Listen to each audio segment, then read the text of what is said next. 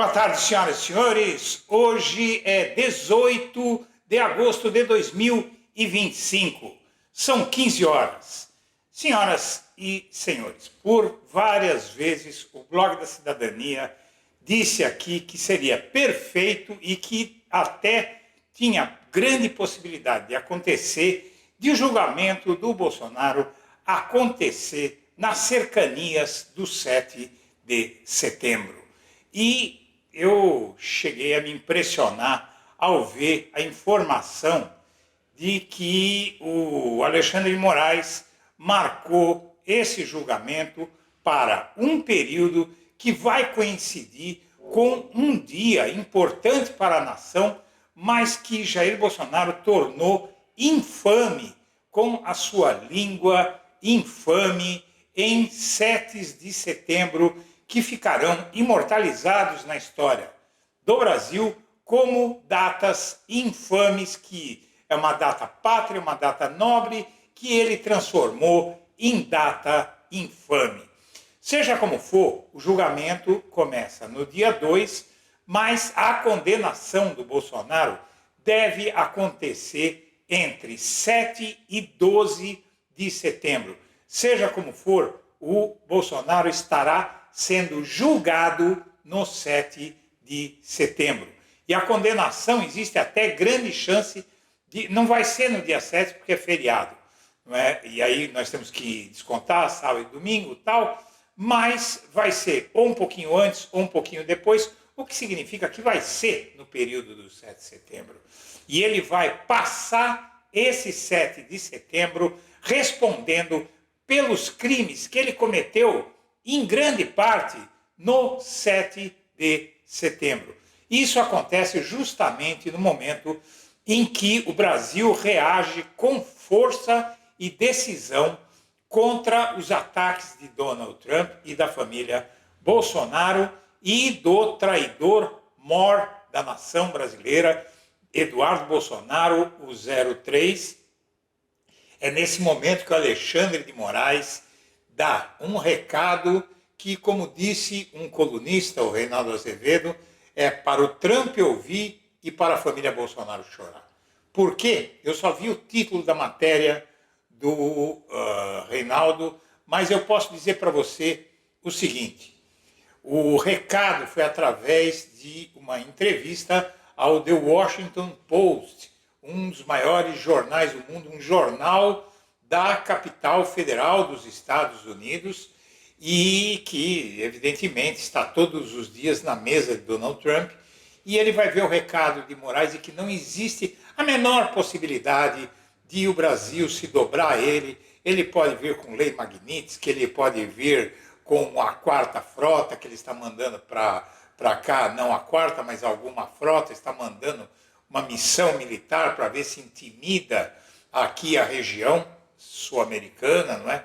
Tentar impor medo, e ninguém vai demonstrar medo, ninguém vai ceder e ninguém vai se ajoelhar para esse déspota, para esse autocrata que almeja se tornar um novo Adolf Hitler, que, conforme as coisas forem caminhando, pode ter o destino de Adolf Hitler sem causar o estrago que o nefasto líder alemão causou há cerca de 100 anos atrás e que agora Donald Trump quer reproduzir.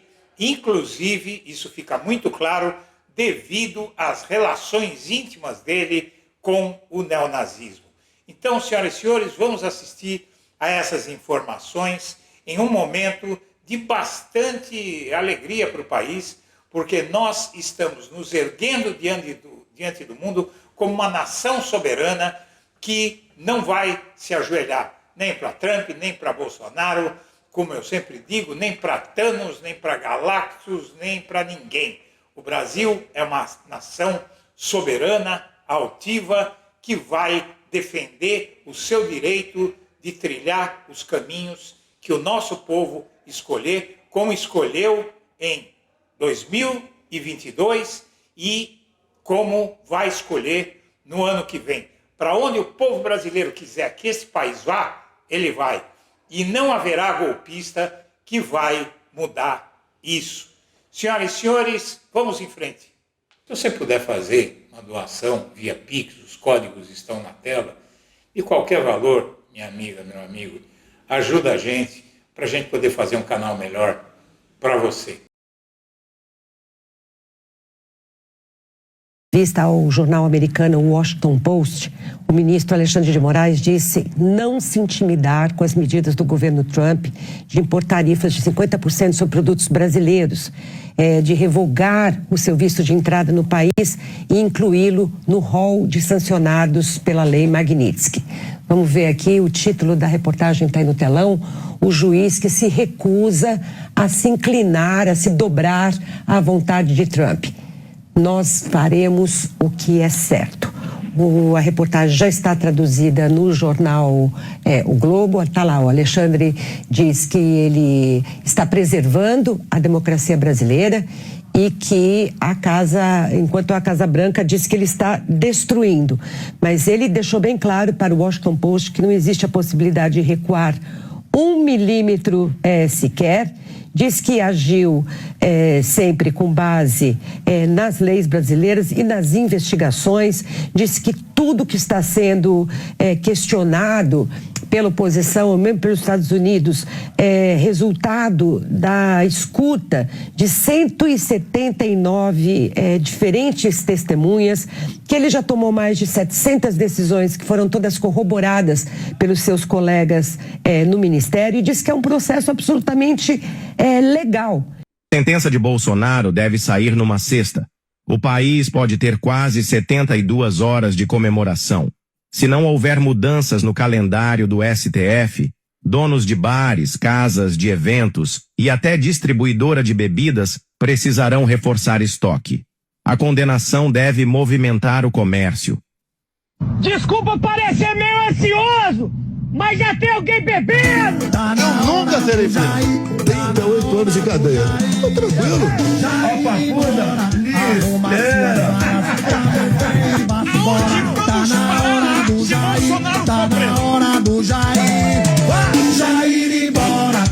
Como foi que Alexandre de Moraes chegou até aí?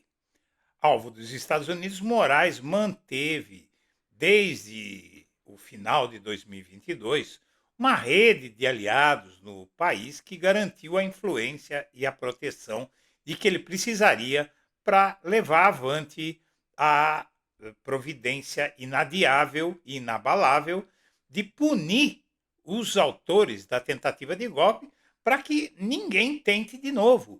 Porque, senão, nesse país que tem um histórico de tantos golpes de Estado, veja, menos da metade dos presidentes que o Brasil elegeu durante sua história conseguiu terminar o mandato, muito menos da metade, porque sempre tinha golpe aqui. Este é o país dos golpes.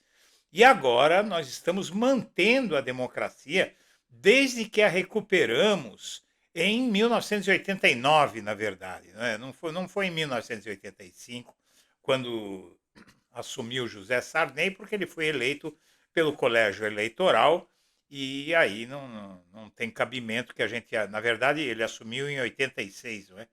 Ele foi eleito em 85, assumiu em 86 o colégio eleitoral que o elegeu, fez com que a eleição não fosse legítima, não é? Não houve uma escolha popular. Foi o possível para nos livrarmos daquela ditadura que o Bolsonaro tanto gosta. Mas a estratégia do Alexandre de Moraes foi o que nos levou até aqui, o que nos trouxe até aqui, né? A parte desses contatos vem de carreira pregressa de Moraes, que já foi secretário de Administrações Paulistas, filiado ao PSDB, e a parcela mais relevante, porém, foi construída após ele chegar ao Supremo com a relação com o presidente Lula, que fez com que o Executivo e o Judiciário se unissem para enfrentar um Congresso tomado de assalto pelo bolsonarismo. E com isso foi possível prender o primeiro general de 4 estrelas talvez da história recente do país, né? Eu não me lembro aqui de nenhum outro momento em que nós tivemos generais presos, e também o caso Bolsonaro, devido a tudo isso, nas próximas 48 horas vai entrar na pauta do Supremo. Então agora começa a contagem regressiva para o julgamento do Bolsonaro e, ao mesmo tempo, ele dá essa entrevista histórica para o The Washington Post, que, como diz eu falei o Reinaldo Azevedo, mas é o Josias de Souza, como diz o Josias de Souza, a entrevista de Moraes para Trump ler e família Bolsonaro chorarem, não é? Porque, na verdade, essa entrevista aqui é um tapa na cara do Trump e é um aviso aos Bolsonaro. Vamos traduzir isso aqui, né? Hoje em dia é tão simples, né? Para ficar mais compreensível para o público. É uma entrevista enorme, é uma reportagem, uma matéria enorme, né? Sobre o juiz que se recusa a ceder à vontade de Trump. Faremos o que é certo, disse o Moraes. O Alexandre de Moraes disse que está preservando a democracia brasileira e a Casa Branca disse que ele está destruindo, né? O juiz se permitiu um momento de relaxamento. Seu amado time de futebol, o Corinthians, estava jogando na televisão.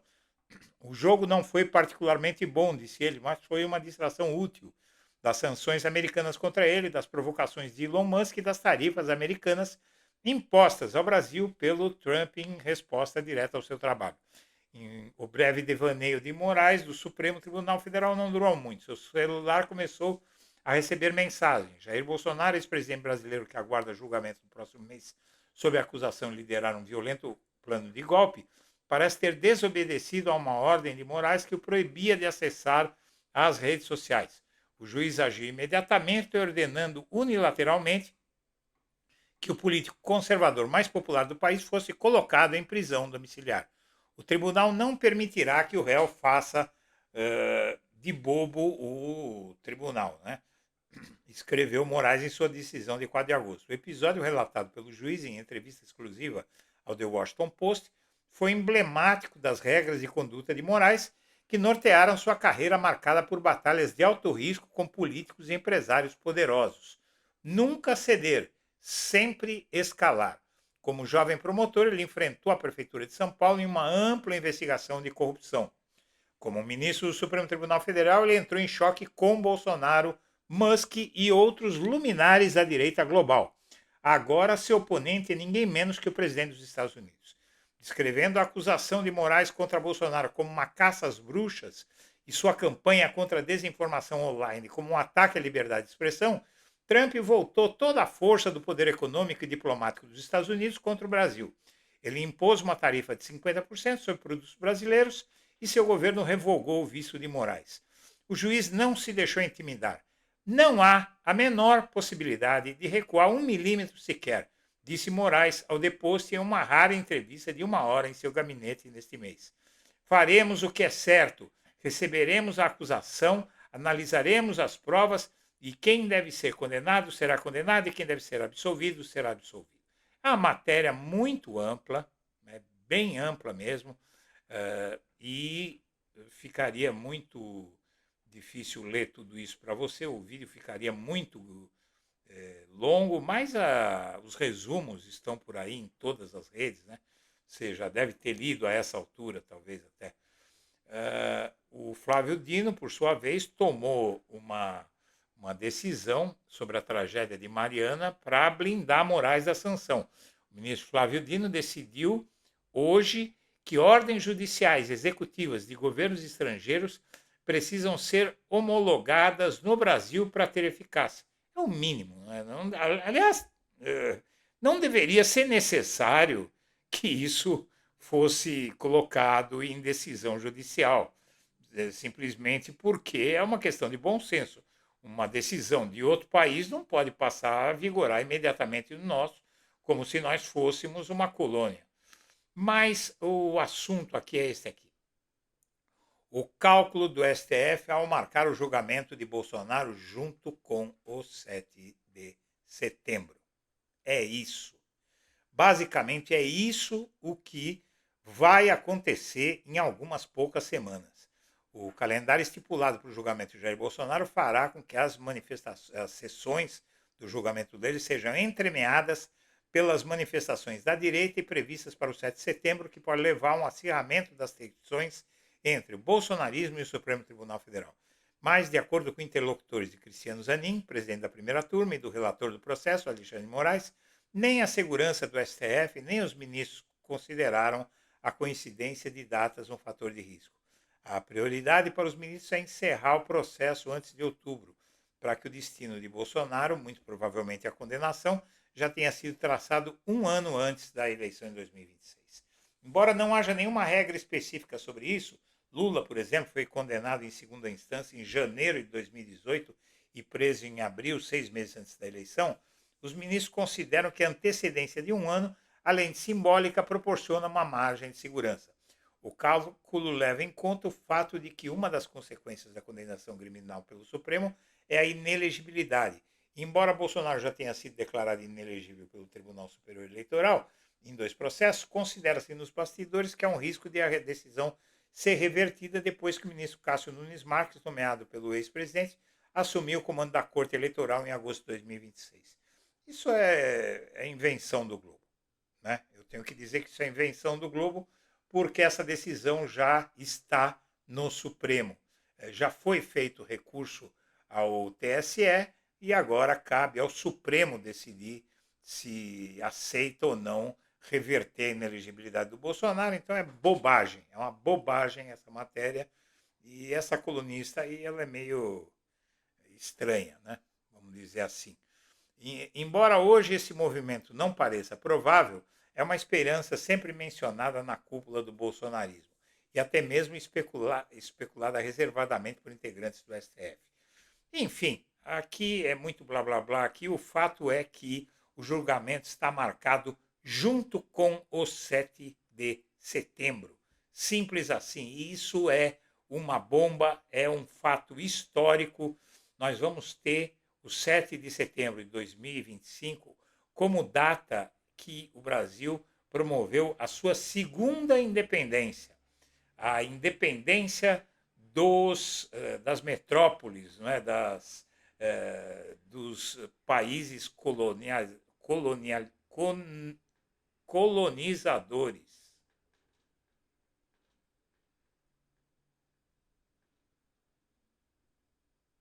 Dos países colonizadores que querem continuar impondo normas para nós, mesmo que tenhamos deixado de ser colônia há muito tempo. E o 7 de setembro é a data perfeita para mostrar isso para o Donald Trump, para o Bolsonaro e para o mundo. Senhoras e senhores, eu agradeço a atenção e deixo meu abraço para todo mundo.